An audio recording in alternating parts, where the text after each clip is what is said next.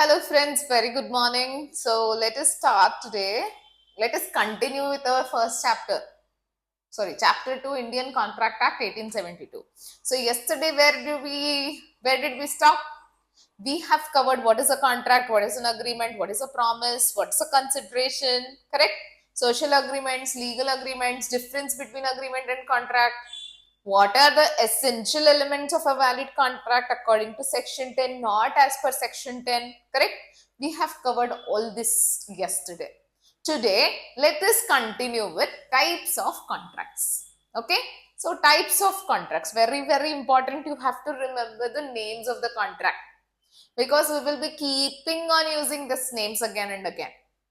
I will just tell it is void contract. It is enforceable. It's voidable contract. It is illegal contract. So you should be able to recall what is meant by void, what is meant by voidable. Okay. There I will not keep on repeating everything. So I think please hear this carefully. Revise at home after going home. Then it will be imprinted here. Okay. See, you will remember the concepts. When we teach it, it will be imprinted, but you should be able to, why revision is required? So that you should be able to write it in the examinations. Only remembering does not help. You have to get the language to write it, legal terms to write it. That's why you have to revise. Revision is compulsory. Okay. Now, with all this in mind, let us start. Types of contracts. Now, contracts are based basically on mainly on validity or enforceability, formation and performance. Okay, so let us start one by one. First, on the basis of validity. On the basis of validity, we have 5 types of contract. First is valid contract. What is meant by valid contract? The contract which has all the essential elements present, it is valid. Simple. When all the essential elements which we have studied in the last class, if all those are present, it means it's a valid contract. Chalo. See, if he wants to buy his bike for 50,000, B agrees to buy bike, it is an agreement which is enforceable by law, it's a valid contract. If all the essentials present, then it is all the essential elements must be present for a contract to be valid. This is an easy one. Now, coming to the important one, that is void contract. This term will come like many times in law. Even in this chapter, next chapter, okay? So, you will keep on hearing this word. What is meant by void contract? So, 2J, section 2, subsection J defines it as follows. Very, very important. See, a contract which ceases to be enforceable when it ceases to be enforceable. Now, let me explain this with the help of an example. Okay. Now, you made an agreement to buy my bike for 50,000. Correct. Now, before you purchase that bike, now we made an agreement, suppose on today's date. Suppose we made an agreement on 6th of February. But I said that I will deliver the bike to you on 10th of February. We signed the agreement. This bike for 50,000, we signed the agreement also. But now, before I could give it to you, without my fault, without your fault, the bike gets stolen or the bike is destroyed by fire. Now, what should I do? How do I honor that agreement? Can I honor that agreement? Can I give you the bike now? Can I? Because it is stolen or lost by fire. Can I give you? No. In that case, if I don't give you the bike, can you take me to the court of law because I'm not giving you the bike? Will you? Even if you take it, there is no option. How can I give you the bike if the bike is gone? Correct? Due to unseen circumstances, unavoidable circumstances, now I cannot perform the contract. So the contract, the contract was valid, it was enforceable by law. When we made the contract, it was perfectly fine. It was enforceable by law. But Due to some unseen circumstances, what has happened? Now I cannot perform the contract. Now the contract is ceased. Ceased means stopped to be enforceable by law. Now it cannot be enforced by law. So the contract, when it ceases to be enforceable by law, it becomes void contract. Did you get it? The contract, when ceases to be enforceable by law, becomes void contract. Clear? So, there are circumstances. In this case, what I explained was, first it was valid, then it became void. But there are some cases where the contracts from the beginning are void. That is, they are not enforceable by law. Void means not enforceable by law, ceases to be enforceable by law. Okay, then they become void agreements.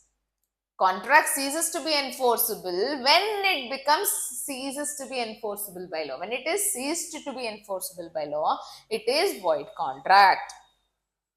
Are you clear? So some contracts, suppose I make an agreement to supply cocaine to you, drugs to you for 500. It is from the beginning not enforceable by law. So this is also a void contract. It might be void from the beginning or at a later stage. Any contract not enforceable by law is my void. So what you have to remember, contract which ceases to be enforceable by law is my void contract. Ceases to be enforceable, did you get it? Did you get the meaning of that particular word? Yeah? Ceases means stops. Stops to be enforceable. Now we cannot go to the court because due to unseen circumstances or something like that has happened. So ceases to be enforceable becomes void when it ceases to be enforceable. Now, Mr. X agrees to write a book. It is a valid contract perfectly. I'll write a book for you. Perfectly valid contract. But after few days, he dies in an accident. Now, who will write the book? He only has to write, correct? Now, if he dies, how can he honor the agreement? Can he? No. So, this will be, thus a valid contract when cannot be performed becomes void. Are you clear? Yes? Chalo. Now, A contracts with the owner of factory supplying 10 tons of sugar. But before sugar could be supplied, the fire caught in the factory. Everything was destroyed. Then the contract becomes void. Very good. So that are the circumstances of void contract. Are you clear with the word void? Now let us come to the third word, that is void, and something has been added to the void, that is able. Void, able. Okay. Now void in addition with able, some ability is given to the void contract, and what is that we will see. Okay. Voidable contract means the contract is enforceable by law.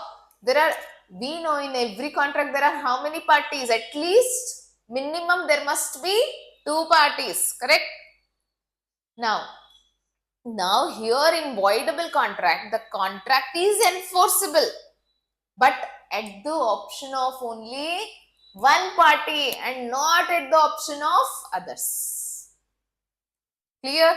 Only one party gets an option, other party does not get an option to enforce the contract. Such type of contracts are called as voidable contracts. Let me give you one simple example. Suppose what happens? These contracts are usually caused by 5 things. See, usually when the consent is not free, we have yesterday discussed what is meant by free consent. Consent means matching of minds. Free means it should be free from 5 things. What are those 5 things? Coercion, undue influence, fraud, misrepresentation and mistake. Correct? Now, coercion means threatening. Yeah, remember? Do you recall? Okay.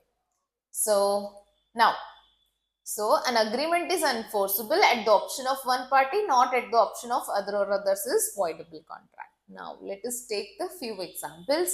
Number 1, when it is caused by coercion, undue influence, misrepresentation and fraud. Here, mistake is not included. Please remember only 4 things. Coercion, undue influence, misrepresentation and fraud. Only 4 things we are studying here. See now, suppose X promises to sell the scooter to Y for 1 lakh at gunpoint. Now let me give. Suppose what is happening is I am wanting to sell I am agreeing to buy your Porsche, but how am I? See, you are ready to sell me your Lamborghini to me. You have a Lamborghini and you are ready to sell it to me. But why are you selling it to me? Because I have blackmailed you. What I have blackmailed you? That if you don't give me that your car, I will fail you in the examinations. So because of that fear, you are giving me your car. Now, suppose this type of contract where what is involved here, undue influence is involved. I am influencing you to give the car for my advantage. I'm taking unfair advantage of my influence, correct? Now, in this scenario, the consent is not free. So, what will happen is the contract is enforceable at the option of one party and not at the option of others. Now, you only guess and tell me on whose option the contract is enforceable. Guess and tell. Yes, of course, I will have no rights here. My all rights will be gone because I have used my influence. I have blackmailed you. So, the contract will not be enforceable at my option, but you will have an option. If you find the deal is fair, you can still go ahead with the contract. You will have an option. You will have an option either to accept the contract or cancel the contract. If you accept it, then it is valid. If you reject it, then it becomes void. Okay, here the other party gets an option either to accept or cancel the contract. Which party gets it? The party which is aggrieved party. There comes a word. The word is aggrieved party has an option. The party at injustice, one who has faced the consequences. You are Papa, no? Papa, correct? Because I have blackmailed you and taken your car. So that's why you are aggrieved party. So aggrieved party gets an option either to enforce the contract or cancel the contract. Now you have the option. So in voidable contract, what is voidable contract again? A contract which is enforceable at the option of one party and not at the option of others is voidable contract. And which party gets that option? Only aggrieved party gets the option. Clear? Now, see the consequences. Now, first is when the consent is not free. Consent not free means fraud, coercion. You have to remember the fraud, misrepresentation, coercion, undue influence. Okay? If these are all used, then the contract becomes voidable. See, sell the scooter for 1 lakh at gunpoint. At gunpoint you have made to sell the scooter. Then it is voidable at the option of, if not at the option of Y. Okay. Now, if X accepts, contracts become valid. If Y cancels, then it becomes void. There is also a second scenario where the contracts becomes voidable. Suppose there is a perfectly fine contract. I am ready to sell the car to you in just 10,000 rupees. Okay. There's a perfect scenario. In new example, I'm telling, I am ready to sell the car. You made an agreement with me to purchase my car for just 10,000. Afterwards, I go home. I'm thinking, yeah, I made not a very good deal. I could have got better deal. Now I don't want to give that car. Somehow I'm trying to avoid that contract. Somehow I'm preventing you. I'm not, if you're trying to call me, I'm not picking up your call. I'm preventing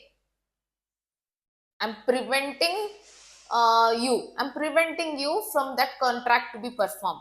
So in that cases also, when a party prevents the other person from performing his promise, then the contract becomes voidable at the option of first person.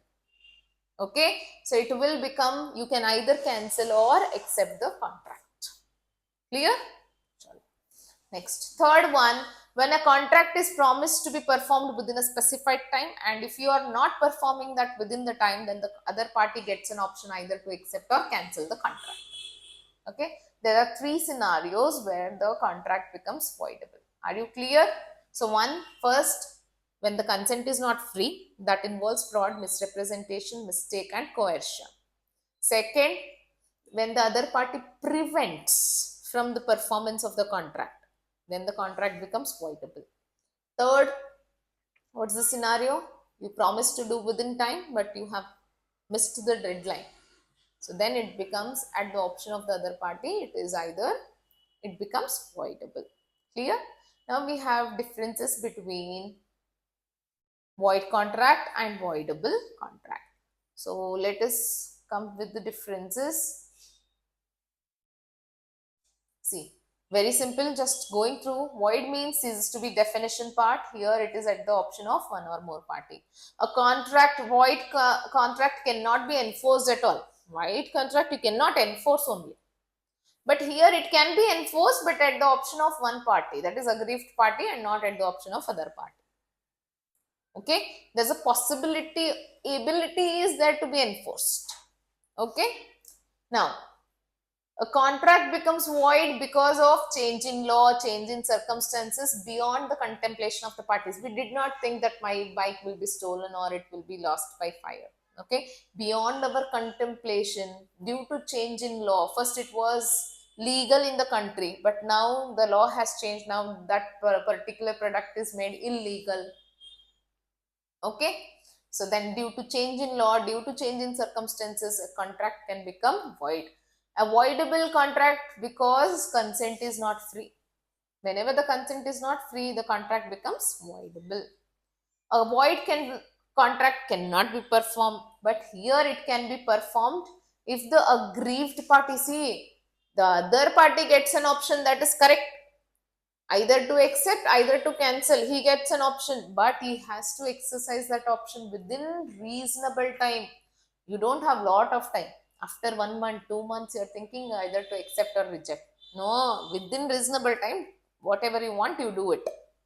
Okay, so within reasonable time, suppose within reasonable time he does not exercise his right, then he cannot avoid that contract and he cannot sue the other party from the performance of the contract. Clear? Then he has to accept that contract if he does not exercise anything within reasonable time. Okay. Next, a void contract does not give any legal remedy to any parties. There's no legal remedy at all because it's not enforceable by law. But here legal remedy is present to the party, aggrieved party. Okay. If not rescinded, it becomes void. If not rescinded, it becomes valid. So the other party gets an option either to cancel, either to accept. Are you clear with the differences? Moving on to the next type of contract, that is illegal contract. What all we have studied? First was valid, second was void, third is voidable. Now fourth one is illegal. The name only says illegal means when the law forbids to make. Law is not permitting you to make this type of contracts. Then it is illegal contracts. Law has clearly told don't make this type of contracts because it involves, they are opposed to immoral, opposed to public policy, illegal in nature, and hence you should not do that type of agreements. Okay, illegal means which law forbids to make. Now there are differences between void contract and illegal contracts. Let us go through quickly because you might be already knowing what is meant by void and illegal. See scope, it is not, void contracts are not necessarily illegal because suppose for example when I made a contract to you for the purchase or selling of bike, when we made it, it was perfectly fine, it was a valid one. Was it illegal? No. So void contract need not be illegal, but illegal contracts are always void. Void means it cannot be enforced by law. The meaning of void is what? Never enforceable by law. Illegal contracts, is it enforceable by law? No. So they are never enforceable by law. These are not forbidden by law, these are forbidden by law. The parties are not liable to punishment, they are liable for punishments. Here, all the collateral contracts will not get void. The collateral contracts may be valid, but here agreements collateral to the illegal agreements are always void. Now, what is meant by collateral? Connecting contracts. Illegal contract, if you made one contract and any connecting contract with it, so that will also become, that is collateral agreement. So that will also become void if it is an illegal one. Illegal and its connection contracts are also illegal. But in void, if one contract becomes void, it does not mean all the connecting contracts should become void. Okay, the connecting contracts may be still valid. Okay, clear? So last one is unenforceable contract. Unenforceable, the contract is good in substance, the contract is good enough, technically all the elements are present, but there is some technical defect. Like you have missed absence in writing, there's barred by limitation. So one of the parties cannot sue upon it, one or both the parties cannot sue because it is described as unenforceable contract. The contract is good in substance. What has happened due to some technical defects? Like you have missed, the contract was asking to be in written format and you have not written it. Okay, so some technicality, due to some technical defects, the contract is unenforceable. Now their word has come, barred by limitation. What is meant by barred by limitation? Yes, it's meant by barred by limitation. For a debt, for any debts, there is a time period of 3 years. Within that time, you have to take the action. If you don't take the action within 3 years, then you should forget it. You didn't get it? See, technically. Suppose X made sales to Y. Today, what is the date? Let's write it 6th Feb 25.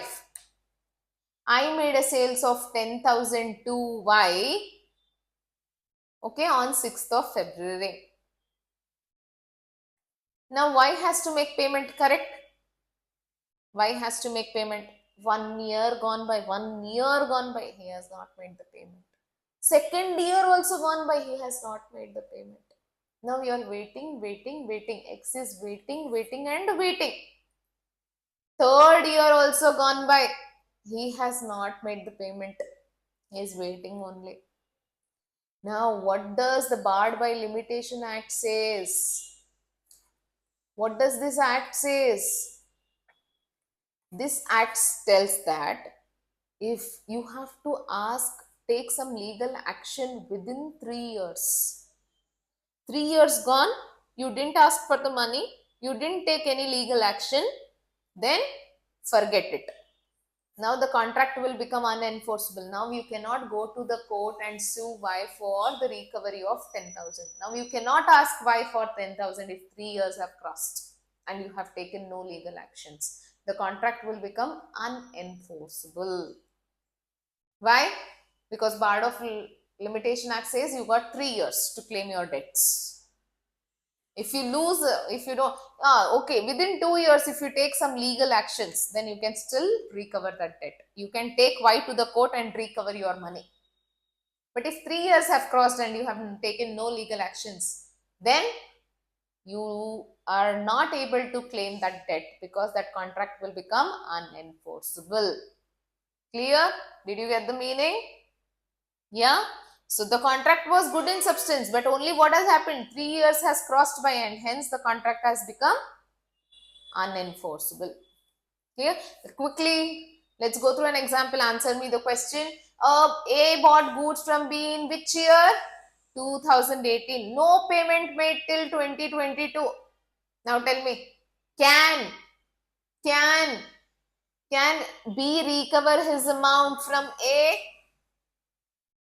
See, A bought goods in 2018. He has to make the payment to B. Now, payment was not made till 2022. Now, can B recover that payment? Very good. No. Why? Because 3 years have already crossed and by Barred of Limitation Act, a good debt becomes unenforceable after a period of 3 years. If 3 years, see 19, 20, 21. In 2021 only you crossed 3 years. So after 3 years, a good debt will also become unenforceable if no legal action is taken. Clear? Okay. Again, in immovable property, it should be in writing. If it is not in writing, then it is a technical defect and it will be unenforceable. That is our first type of contract. What is our first type of classification? Based on validity. So first one was valid contract, which says all the essential elements must be present. Second, void contract. It means ceases to be enforceable by law or void. Third, voidable. Voidable contracts, when the consent is not free, the contract becomes voidable. What is the definition? It is enforceable at the option of one party and not at the option of others. Next one is illegal contracts, the contracts which law forbids to make. Last one, unenforceable, good in substance, but due to technical defects they become unenforceable, like absence of writing, barred by limitation, etc. Okay. So these are the few the classification based on validity. Next, we have classification based on the formation of the contract. Please excuse me.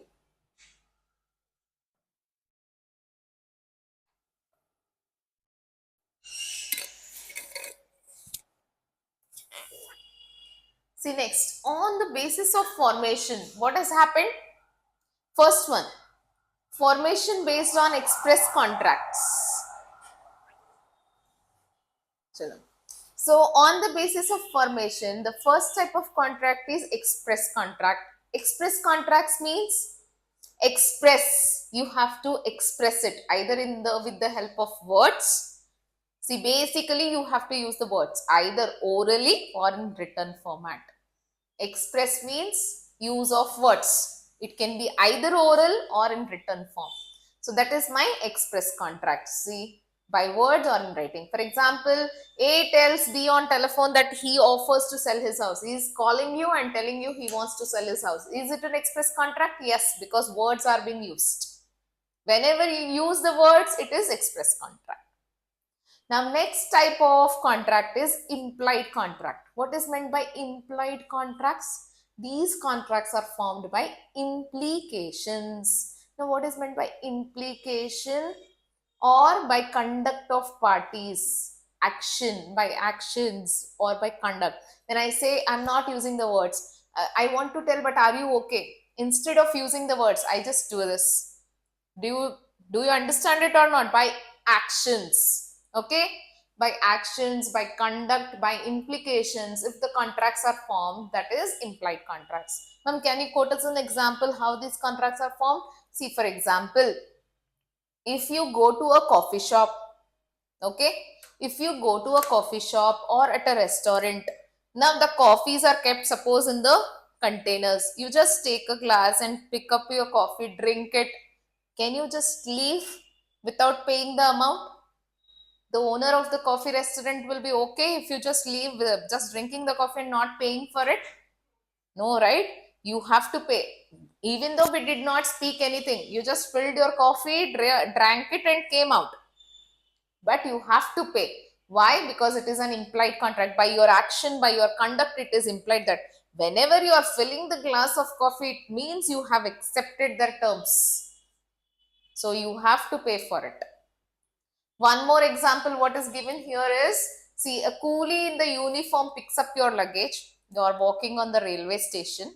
A coolie comes in, he picks up your luggage. You are letting him pick up the luggage. You are not telling him don't do it or something.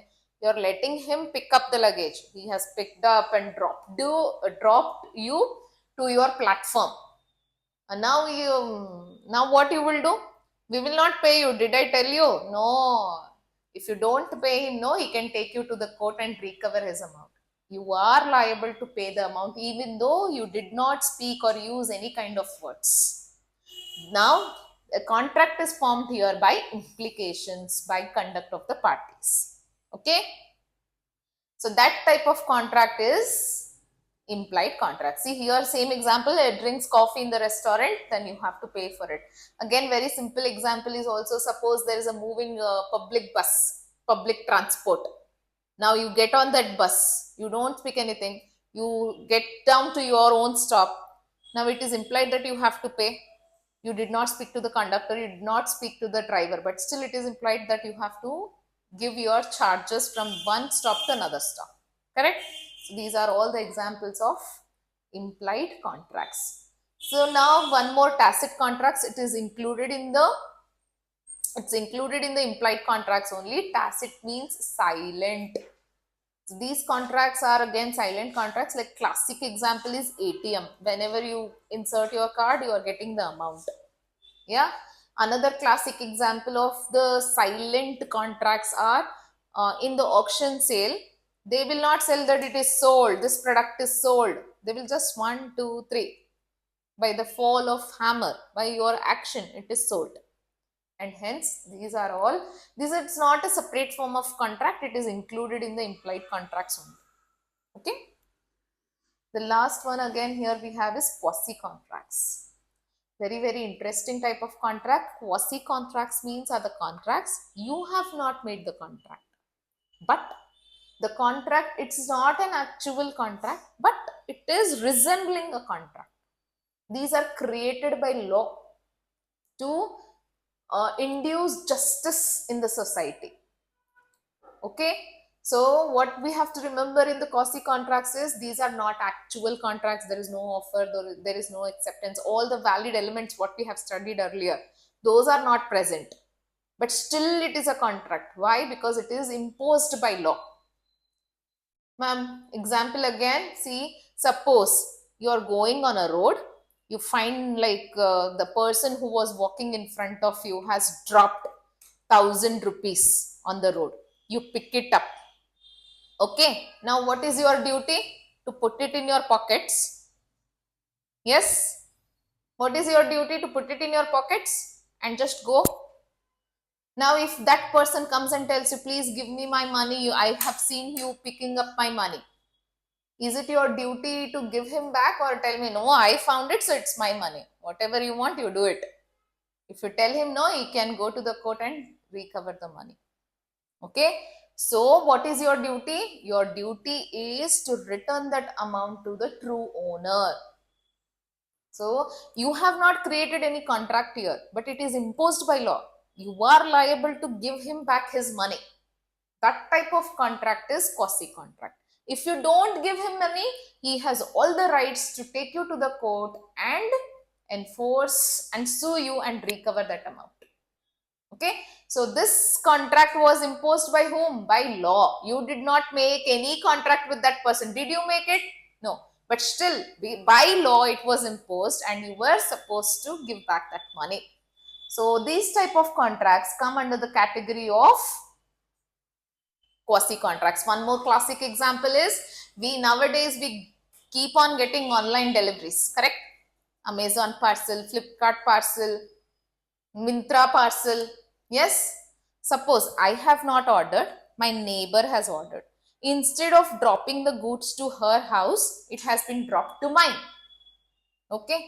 Now I just open that packet, find it, wow, it's so good. I try it, I keep it, I use it, I consume it. Suppose. Now what is your liability? If you use it, then you have to pay for it. If you have not used, the packet is lying like that only, tradesman realizes his mistakes and comes back, then you have to return that packet. Okay. You cannot tell that, no, you gave it at my home, I will take it. No, that is not there. It is your duty to return back. Okay. So these are the examples of quasi contracts. We have one more, that is e-contracts. E-contracts are nothing but the contracts formed by using electronic means such as emails. So contract formed through email, anything via web. Okay, anything via internet. The contracts forms via internet or on email platforms, web platforms are e-commerce contracts. Sorry, e-contracts. Okay. So yeah, through EDI or cyber contracts or mouse click contracts, these are E contracts. So in the second category, what we have learned, the second category of contracts were on the basis of formation. There are four types of contracts. First is express contract, where you use the words either oral or written. Second, implied, just by implications or by action and conduct of the parties, these contracts are formed. Third one was quasi contracts. So quasi contracts are the contracts which are imposed by law. They are not actual contracts but imposed by law, resembles a contract. The last one was e-contracts formed on the electronics mean, formed through electronic means. Okay, so now last type of category, let us finish this topic for today and then we will wind up the class. Okay, on the basis of performance. Third type of category is on the basis of performance of the contract. Now, first one is executed, second one is executory. Let me take a very simple example to make you understand this one. A, suppose I am agreeing to sell you the bike for 50,000. Okay, I am agreeing to sell you the bike for 50,000. Now, we both have agreed to the contract. Suppose I have already given you the bike and you have already given me the payment.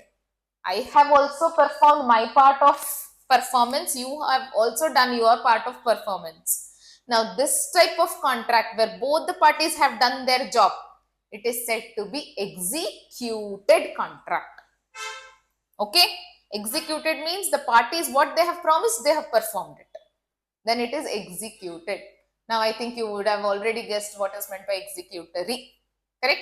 Executory means when performance of the parties are pending. It can be unilateral or bilateral. In this, we have two types. Unilateral means only one party's performance is pending. Bilateral means both the parties' performances are pending. For example, in the same example, I have already delivered the bike to you, but you have not made the payment to me. That is unilateral contract. When suppose I have also not given you the bike, you have also not made me the payment, then it is bilateral contract. Bilateral, executory. So unilateral, bilateral. These are executory in nature. Okay. So let us quickly go through some examples what we are given here. See, in executory, the consideration is a reciprocal promise or obligation. So still the promises are there like this only. There are some duties left. We have not performed it. So what word are we using? There is reciprocal promise or obligation. It is performed in future only, then it is executory. Okay, suppose G, an engineering student, takes the tuition. From the next month, he promises to pay 1,000 per month. So he is ready to take the tuitions and he will pay 1,000 per month from the next month. So it is what? It is executory in nature because it is yet to be carried out. He will also take the tuitions, he will also pay the money later from the next month. So it is executory in nature. One-sided contracts are unilateral, where both the parties' performances are outstanding. It is bilateral.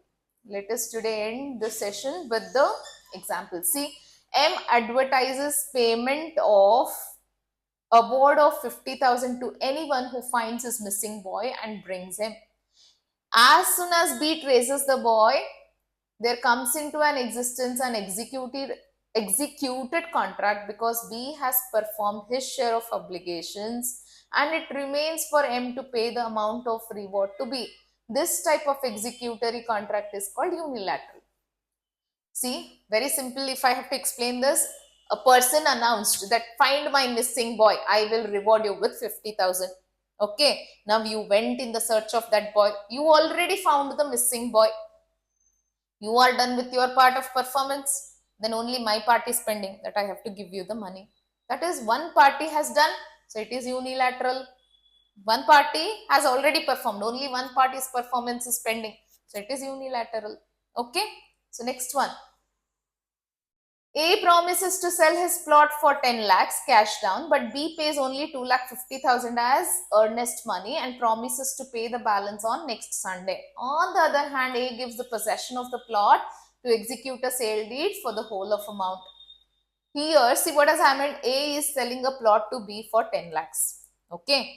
He has also not given the full amount. He has just paid 2.5 lakhs. He will also execute the sales deed next week.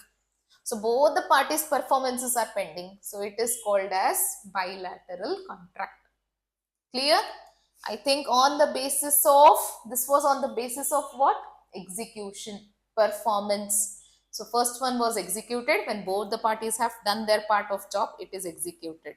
Executory, the performances will be done in the future only. It can be unilateral and bilateral. Okay, these were the three main classifications of contract based on validity, formation and performance. Okay, chalo. So let's keep the class till here and we will continue the class tomorrow. Thank you so much.